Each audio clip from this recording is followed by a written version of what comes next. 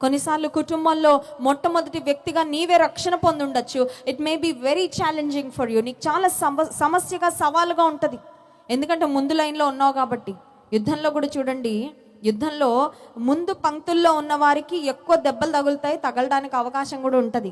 ఒకవేళ నీ కుటుంబంలో నీ ఒక్కడవే మొదట ప్రభువుని తెలుసుకొని రక్షణ పొంది దేవుని రుచి చూచి దేవునిలో కొనసాగుతూ ఉంటే నువ్వు చాలా ఎక్కువ సవాళ్ళు, చాలా తీవ్రమైన పరిస్థితులు, సమస్యలు ఎదుర్కోవాల్సి రావచ్చు. కానీ everything that you are going through is worth it.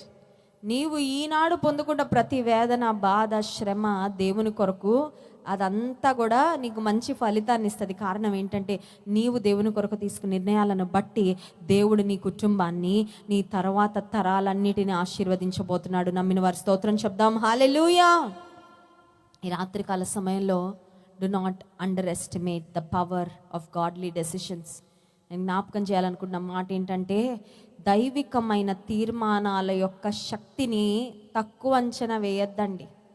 చాలాసార్లు శక్తి లేని విశ్వాసులుగా ఎందుకు మనం బ్రతుకుతూ ఉంటామంటే, దేవుని శక్తిని ఆశ్రయించి దైవికమైన నిర్ణయాలు తీసుకోకుండా అలాగే బ్రతికిలా ఉందండి, అలాగే ఉంటుంది మరి.